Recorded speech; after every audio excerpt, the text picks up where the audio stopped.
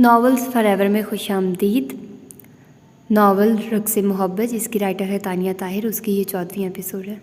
आप लोगों ने क्या ये फ़ील नहीं किया कि मैं नावल रक़्स-ए मोहब्बत को हसारे मोहब्बत समझती रही? और इनफैक्ट मैंने थंबनेल भी जितने भी बनाए हैं वो हसारे मोहब्बत से ही बनाए हैं, हालांकि हसारे मोहब्बत नहीं रक़्स-ए मोहब्बत है। और ये मुझे अब जाकर रियलाइज़ हुआ है, मैंने इतनी एपिसोड्स इसकी पढ़ ली हैं। अल्लाह 14वें एपिसोड पर मुझे रियलाइज़ हुआ कि यार ये तो हसारे मोहब्बत है, नहीं है, ये तो रक़्स-ए मोहब्बत है जो मैं हसारे मोहब्बत लिखती रही हूँ। तो खैर अब मुझे समझ नहीं आ रही मैं इतना कैसे दोबारा चेंज करूँ। इतने सारे अब करना ही पड़ेगा ना कुछ, तो जाहिर सी बात है दोबारा थंबनेल बनाने पड़ेंगे सारे और उनके टाइटल भी चेंज करने पड़ेंगे। तो नावल हसारे मोहब्बत नहीं है, रक़्स-ए मोहब्बत है। तो मुझे बहुत दुख हो रहा है सच में। इतने मैंने थंबनेल बना लिए थे, इतना सारा कुछ हो गया था और अब दोबारा से फिर शुरू। ऐसे ही ना रहने दूँ? आप लोग क्या कहते हो? मुझे बताओ, मैं ऐसे ही रहने दूँ या नहीं? अब मैं तानिया से पूछती हूँ कि मुझे क्या करना चाहिए। उसके नावल का नाम ही मैंने चेंज कर दिया, तो मुझे अब जाहिर सी बात है करेक्शन करनी पड़ेगी, ऐसे तो गलत हो जाएगा। तो मैं करेक्शन करूँगी। जाहिर सी बात है किसी ने सुना होगा कि रक़्स-ए मोहब्बत नावल अच्छा है और वो बेचारा रक़्स-ए मोहब्बत ढूंढता रहा और सारे मोहब्बत से मैंने रिकॉर्ड किया हुआ है सारा, तो वो तो गया ना फिर। तो अब मैं इस तरह करती हूँ कि सारा चेंज करूँगी किसी और दिन। अभी जो आप लोगों को नई एपिसोड्स मिलेंगी उसमें मे भी चेंज कर दूँ मैं या ना करूँ, लेकिन इंशाल्लाह कि जब मैं कोई क्लास ले रही होंगी और मैं बहुत ज़्यादा बोर हो रही होंगी तो तब ये काम मैं करूँगी। ठीक हो गया? चलिए अब स्टार्ट करते हैं इस 14वीं एपिसोड को। और अभी मैंने आप लोगों को थोड़ी देर पहले 13वीं एपिसोड भी दी थी, तो अब ये 14वीं एपिसोड। एक दिन में मैं आप लोगों को 2 एपिसोड दे रही हूँ सिर्फ आज के दिन।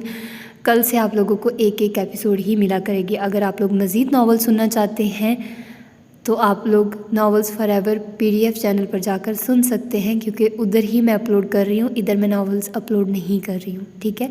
इंशाल्लाह जब ये चैनल मोनेटाइज हो जाएगा तो उसके बाद आप लोगों को यहाँ पर वैसे ही नावल्स मिलेंगे जैसे पहले मिलते हैं, लेकिन दूसरे चैनल पर भी आप लोगों को वैसे ही नावल्स मिलेंगे जो आप लोगों को पसंद होते हैं। ठीक है? तो आइए जल्दी से स्टार्ट करते हैं इस एपिसोड को। वो बाबा के पास आई और उनसे लिपट गई। उनके चेहरे पर उसके मारने के निशान थे। वो दोनों ही रो पड़े अपनी बेबसी पर। बाबा, मैं कासिम से शादी कर लूँगी। मैं नहीं देख सकती मज़ीद ये सब। वो हर कुछ दिन बाद आपको आकर मारता है, मुझसे बर्दाश्त नहीं होता। मैं उसे कह दूँगी मैं शादी के लिए तैयार हूँ। नहीं, वो कमज़ोर लहजे में बोले। नहीं बाबा, मेरी ज़िंदगी में शायद यही लिखा है, मैं मज़ीद आपको ऐसी हालत में नहीं देख सकती।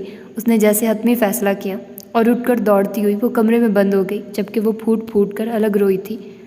आहंग के दिलो दिमाग में कल वाली बातें गूंज रही थी। वो बेहद उदास सी थी। वो उसे बात नहीं कर रहा था, वो किसी और में इंटरेस्ट ले चुका था।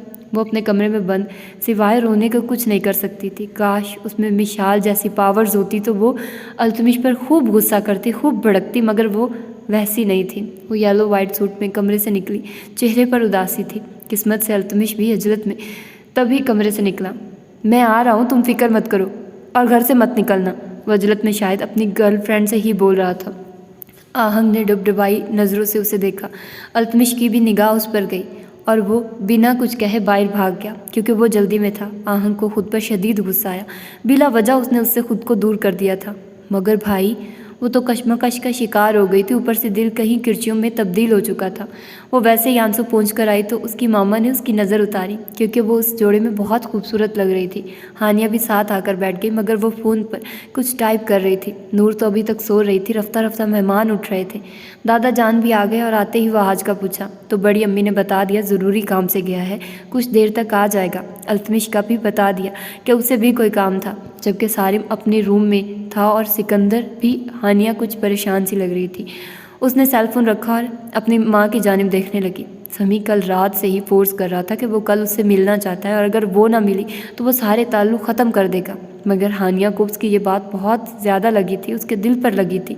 तभी उसने पहले तो उसे कायल करने की कोशिश की कि उसके भाई की शादी है, जिसकी वजह से वो ऐसा कोई कदम नहीं उठा सकती। फिर जब समी ने उसके मैसेजेस का जवाब नहीं दिया तो उसे ये सब सीरियस होता महसूस हुआ। तभी वो अपनी जगह से उठी और मामा के पास आ गई। मामा, अबीरा की तबीयत बहुत ज़्यादा ख़राब है, क्या मैं कुछ देर उसके घर चली जाऊं? वो हिचकिचाती हुई पूछने लगी, क्योंकि जानती थी वो इनकार ही करेंगी। उन्होंने उसकी तरफ देखा। फ़ोन पर पूछ लो, सुबह से उसी के साथ तो लगी हुई हो, वो नॉर्मली कहकर दोबारा अपने काम में मगन हो गई। यानी उनकी नज़रें उस पर थी, वो लापरवाह नहीं हुई थी। हानिया का दिल घबरा सा गया। मगर अबीरा तो लाहौर गई हुई है। अचानक आहंग को याद आया तो बोली। इस वक्त हानिया को आहंग का बोलना सख्त जहर लगा। वो आ चुकी है आहंग, कल सुबह ही, और वो दोस्त मेरी है, तुम्हारी नहीं। हानिया कड़वे लहजे में बोली। आहंग को शशदर रह गई। उसे अपनी इंसल्ट फील हुई, तभी वो चुप हो गई। सबने ये फील किया था। ये कैसे बोल रही हो हानिया तुम? मम्मा ने उसे टोका, जरा गुस्से से। आहंग कितने छोटे दिल की थी वो जानती थी, बल्कि सब ही आहंग सर झुका गई। अल्तमिश उसी वक्त वापस लौटा था। वो ये सब सुन चुका था। उसे हानिया पर गुस्सा तो आया, मगर वो कुछ कह नहीं सकता था। तभी वो आहंग के पास से गुजरता हुआ मध्यम लहजे में बोला, बात सुनो मेरी अभी। वो कहकर आगे बढ़ गया। सब हानिया की जानिब मुतवज्जे थे, तभी किसी ने नोट नहीं किया। मम्मा उसे नहीं पता, वो इसलिए मैंने कहा प्लीज़ आप मुझे जाने दें, मैं कुछ देर में वापस आ जाऊंगी। हानिया बोली तो उन्होंने साफ इनकार कर दिया। दादा जान ने अखबार पर से सर उठाया। हानिया ने मुंह बसोर उनकी तरफ देखा। अच्छा जाने दो बहू इसको, जल्दी आ जाना और ड्राइवर के साथ जाना, दादा जान बोले। तो हानिया की तो खुशी की इंतहा नहीं रही। उसने किसी की जानिब नहीं देखा था और वो भागकर रेडी होने कमरे में चली गई। आहंग का दिल और भी दुखा था, मगर इस वक्त वो अल्तमिश की बात में उलझी हुई थी। वो अपने रूम में नहीं, टेरेस पर गया था। आहंग तो घबरा उठी, वो कैसे जाएगी? अगर सारिम ने देख लिया तो? वो खौफजदा सी हो गई। लेकिन दिल में एक बात थी, अब तो वो उसके निकाह में थी। तो वो अपनी उंगलियां मोड़ने लगी। आहिस्ती से चेयर छोड़कर उठी। एकदम सब मेहमान नाश्ते के टेबल पर आ गए थे। तभी वो उठ गए और किसी ने नोट नहीं किया, मगर हानिया के रवैये से दिल बहुत दुखा हुआ था। वो डरती घबराती उसके कमरे की जानिब जाने लगी। आहंग, सारिम की पुकार पर उसकी चीख निकल गई। कहाँ जा रही हो? सारिम उसके डरने पर हंसा। भाई आपने डरा दिया, आहंग ने शिकायत की। तभी हानिया निकलकर उन दोनों को देखे बिना वहाँ से चले गए। इस वक्त उसके दिमाग पर सिर्फ समी से मिलना सवार था। सारिम ने तो मुंह उठाकर ही नहीं देखा। आहंग अलबत्ता बुझ सी गई। सारिम उसे लेकर बाहर टेबल की तरफ आ गया। आहंग ने मुड़कर देखा। अल्तमिश टेरेस से उतर रहा था और सीढ़ियों में खड़ा उसे घूर कर देख रहा था। आहंग उदासी से चेहरा मोड़ गई। वो देर से उठी थी। अपना आप बेड पर पाया तो एकदम उठकर बैठ गई। उस घटिया आदमी ने मुझे बेड पर डाला है, मुझे छुआ। विशाल को सख्त गुस्सा आया। बोल कैसे रहा था, मुझे कोई शौक नहीं। उसने सर चटका और सामने दीवार पर लगी उसकी तस्वीर देखने लगी। दिल तो किया फाड़ दे, और वो उसी नीयत से उठी तो अंदाज़ा हुआ कि तस्वीर 3D थी। घूर कर वो दूर हुई तो गर्दन अकड़ ही गई। उसने गले से नेकलेस निकाला तो नेकलेस ने गर्दन पर जा बजा सुर्ख निशान छोड़ दिए थे। क्या मुसीबत है? वो झुंझलाकर अपनी गर्दन पर हाथ फेरकर बेध्यानी में कान की आवेज़ें उतारने लगी, मगर वो तो पहले ही उतरे हुए थे। विशाल ने चौंक कर आईने में खुद को देखा। उसे वहाज पर शदीद तप चढ़ी। उसके सामने क्या कुछ नहीं सुना दिया था उसको उसने, और उसकी नींद का फ़ायदा कैसे उठाया था, और अब कहाँ था वो? सोचती हुई कमरे से बाहर निकलती कि ड्रेस चेंज करने का ख्याल आया तो वहाज पर गुस्सा बाद में उतारने का सोचकर वो भड़क कर वॉशरूम में बंद हो गई। शावर लेकर कुछ अच्छा महसूस हुआ था। उसने जानबूझकर उसकी तरतीब से रखी चीज़ें ख़राब कर दी थी और शाने अचकाकर बाथरूम पहनकर वो रूम में आ गई। उसकी वार्डरोब तो न जाने लगी भी थी या नहीं। उसने ऐसे ही बाल टावल में बांधे और वार्डरोब की जाने बढ़ गई। उसने वार्डरोब खोली तो वहाज के कपड़े तरतीब से सेट थे। मुँह बसोर कर उसने दूसरी साइड खोली तो उसके कपड़े लगे हुए थे, मगर जो वो पहनती थी वो कपड़े नहीं लगे थे। उसे उलझन तो हुई, मगर आप पहनना भी था कुछ। तभी उसने तसल्ली से पहले इन कपड़ों को देखा। तभी दरवाज़ा क्लिक की आवाज़ से खुला। वो मुड़ी तो तभी टॉवल खुलकर बालों से नीचे उसके कदमों में जा गिरा। ब्राउन रेड बाल खुलकर उसके बाथरोब के शानों पर फैल गए, जबकि वहाँ साकित खड़ा रह गया। विशाल ने उसकी तरफ देखा, रुख मोड़ लिया। उसके लिए ये अनोखी बातें नहीं थी, जबकि वहाज ने फ़ौरन दरवाज़ा बंद कर दिया। ये क्या तरीका है? जिस लिबास में तुम खड़ी हो दरवाज़ा खुला हुआ है, मेरी जगह कोई और आ जाता तो? वो गुस्से से बोला तो उसकी भी आंखें फट जाती। विशाल ने संजीदगी से कहा। वहाज ने उसे घूरा। कम बोला करो, शायद किसी को अच्छी लग जाओ। वो उस पर तंज करता बोला। एक्चुअली मैं सबको अच्छी लगती हूँ, और तुम्हें? वहाज जो जूते उतार रहा था जबकि उससे निगाह चुरा रहा था, एक तरह एकदम उसके तुम कहने पर भड़क कर उसको देखने लगा। और आपको अच्छा लगने की मुझे ज़रूरत नहीं। उसके हाथ में अब भी दर्द था। तभी वो लिहाज करते बोले, तुम जाकर लिबास पहनो अपना। वो घूर कर बोला, मेरी रूटीन जैसी है मैं वैसे ही रहूँगी। क्यों, कोई प्रॉब्लम हो रहा है मिस्टर स्टोनमैन? वो उसे जिज करती खुशी महसूस कर रही थी। वहाज ने गहरा सांस खींचा और मोबाइल बेड पर फेंककर वो वॉशरूम में चला गया। बिल्कुल कोई लिहाज नहीं था उसमें। शर्म तो खैर बहुत दूर की बात थी। अगर मिशाल मैडम को आ भी जाती, कितने सुकून से उसके सामने कैसे खड़ी थी। वो वॉशरूम में आया तो सब चीज़ें बिखरी पड़ी थी। मिशाल, वो वहीं से चिल्लाया। वो बाहर निकलता कि मिशाल ड्रेसिंग रूम में बंद हो गई। अब करो काम मेरा फैलाया हुआ, खुद दुरुस्त करो। रात जो तुम बकवास कर रहे थे, तुम्हें तो अच्छे से मज़ा चखा दूंगी मैं। वो इंतकामी इरादों में थी, जबकि बाहर वहाज मुठ्ठियाँ भींचकर ड्रेसिंग के बंद दरवाजे को देख रहा था। वो अभी वॉशरूम में ही था कि मिशाल रूम से निकल गई। उसने बालों को अपने रूम में जाकर ड्रायर किया और सुकून से अपना ड्रेस, जो उसकी आदत थी, पहनकर वो बाहर टेबल पर आ गई। सबने उसे जीन्स शर्ट में देखा तो हैरान रह गए। ताई अम्मी ने उसे प्यार किया, मगर वो दूर होकर बैठ गई। उसका मूड नहीं था किसी से बात करने का। वो मध्यम सा मुस्कुराई। उन्हें मिशाल पसंद थी, भले जैसी भी। मिशाल चुपचाप नाश्ता करने लगी। लगता है कोई अपने दादा जान से नाराज़ है। दादा जान उसे बच्चों की तरह ट्रीट करने लगे। दर हकीकत उन्हें भी उसके लिबास या हुलिये से फ़र्क नहीं पड़ता था। वो इतना जानते थे वो दिल की बुरी नहीं। मैं नाराज़ हूँ और मुझे बात नहीं करनी, वो सुकून से खाती हुई बोली। ओहो, फिर दादा जान कैसे मनाएंगे।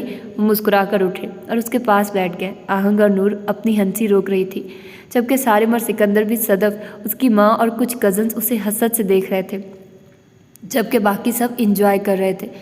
मुझे वापस भेजकर, वो अचानक बोली तो सबकी मुस्कुराहट सिमट गई। तभी वहाज अपने रूम से निकला और उसकी निगाह सबसे पहले मिशाल और दादा जान पर गई। मिशाल का हुलिया देखकर उसकी बर्दाश्त से बाहर हो गया। सारिम, सिकंदर, बाकी कज़न सब ही बैठे थे और वो किस कदर सुकून से शर्ट जीन्स में उनके बीच बैठी थी, जबकि उसके नेकलेस की वजह से पड़े गर्दन के निशान को देखकर वहाज शर्मिंदगी की गहराइयों में उतर गया। मिशाल, सबके सामने पूरे हक और गुस्से से वो बोला था। खड़ी हो, रूम में जाकर ड्रेस चेंज करो। वो बहुत ज़ब्त से बोल रहा था। मिशाल ने उसकी तरफ देखा। क्यों, वो बोली। सभी मौजूद थे। वहाज का चेहरा सुर्ख सा हो गया। बस नहीं चला, 2 थप्पड़ जुड़ दे उसके मुंह पर। वो बिना कुछ बोले उसके नज़दीक गया और खींचकर उसे खड़ा किया। दफ़ा हो जाओ और ढंग के कपड़े पहनो, वो हल्की आवाज़ में बोला। हाथ छोड़िए मेरा वहाज, मुझे दर्द हो रहा है। रात जो हाथ उसने मोड़ा था उसको उस वक्त उसने जकड़ा हुआ था। वहाज की बात तो कोई सुन नहीं सका था, अलबत्ता मिशाल के अल्फाज सुने थे। सब एकदम उठ खड़े हुए। वहाज, ये क्या तरीका है बात करने का। हाथ छोड़ो बच्ची का। दादा जान, गालबन मेरी बीवी है ये, और मुझे जैसे मैं चाहता हूँ इसको ट्रीट करने दे, वो भड़क कर बोला और मिशाल को खींचकर वो रूम में ले गया, जबकि मिशाल अपने आप को छुड़ाने की कोशिश में थी। बहुत गलत किया आपने भाई साहब, जब बच्चे का दिल नहीं था उस आवारा लड़की को उसके पल्ले बांधने का, वहाज की मामी बोली तो दादा जान ने उन्हें घूर कर देखा। मुझे इस घर में मिशाल के बारे में कोई भी फजूल बात कोई भी बोलता हुआ दिखाई दिया, या कोई भी ऐसा लफ्ज़ जिससे मेरी बेटी का दिल दुखे, तो वो यहाँ से जा सकता है। वो सख्ती से बोलकर वहाँ से चले गए, जबकि वहाज की मामी तो उनके अंदाज पर अखड़ गई। चलो सदफ, बहुत बेइज्जती हो गई, जब से आए हैं बस तमाशे ही देख रहे हैं। जबकि सब बाबू ने समझा रहे थे, रोक रहे थे, क्योंकि वलीमे का फंक्शन तो अभी रहता था। वहाज ने उसे बेड पर फेंका, गुस्से से दरवाजे को लॉक किया और उसकी जानिब देखता वो उसकी तरफ बढ़ा। समझते क्या हो खुद को, सबके सामने जो चाहोगे वो करोगे। वहाज साहब, मैं तुम्हारी मुलाजमा नहीं हूँ जो मुझे जानवरों की तरह ट्रीट कर रहे हो। मेरी मुलाजमा अगर तुम्हारी जगह होती तो खुदा की कसम उनसे इंसानों की तरह ट्रीट करता। तुम्हारी औकात ही यही है कि तुम्हें ऐसे ही ट्रीट किया जाए। फिलहाल तुम मेरे नाम से बदकिस्मती से मुंसलिक हो चुकी हो, तो तुम्हारा हक बनता है कि तुम सिकंदर के सामने भी जाओ तो अपने गिरेबान को दुपट्टे से ढांप कर रखो। वो धाड़ा था। क्यों, मेरी मर्जी, मैं जैसे मर्जी।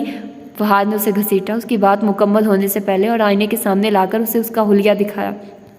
विशाल की निगाह अपनी गर्दन पर बने सुर्ख निशानों पर गई। तुम्हारे इस भूत से भरे भेजे में कुछ समझ आ रही है अब, वो गुस्से से भड़का। विशाल चुप सी हो गई। वो भी हैरान थी, वो तो हमेशा से ऐसे ही जाती थी सबके सामने, फिर सब क्यों उसे ऐसे देख रहे हैं।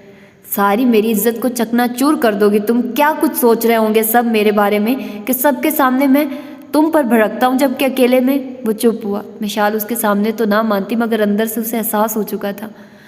अच्छा, अब ये इतनी भी बड़ी बात नहीं, नेकलेस के निशान है ये, वो घूर कर बोली। वहां ने तिरछी नज़रों से उसे देखा और खामोशी से उसकी तरफ कदम उठाए। विशाल को उसकी नज़रों से अचानक ही उलझन महसूस हुई, तभी वो पीछे होने लगी। वहाज के कानों में बड़ी अम्मी के अल्फाज गूंज उठे। उसकी आंखों में देखा करो, वो तुमसे डर जाती है। वो उसके काफ़ी नज़दीक आ गया। विशाल के लबों पर ताले पड़ गए। वहाज ने उसकी गर्दन पर बने निशानों में से एक पर अपनी उंगली की पोर रखी तो विशाल सटपटा उठी। एकदम वो पीछे गिरी थी चेयर पर। ये क्या क्या कर रहे हैं आप? वो गुस्सीले लहजे में बोली। सोच रहा हूँ जो सब समझ रहे हैं वो कर ही दूँ, कम से कम खुद को तो तसल्ली रहेगी कि कोई गलत नहीं समझ रहा। वो ड्रेसिंग टेबल पर हाथ रखता उस पर झुक कर बोला, मैं जान ले लूँगी। विशाल दूर होती भड़की, फिलहाल तो मैं तुम्हारी जान ले लूँगा अगर ये निशान ना छुपे और तुम ढंग के उलिये में ना आई। वो घूरने लगा। दूर हो जाइए, बिला वजह शौहर बनने की कोशिश ना करिए, कर रही हूँ मैं इन्हें सेट। वो बोली और उसके चौड़े सीने पर हाथ धरती उसे दूर करने लगी। वह हाथ दूर हो गया।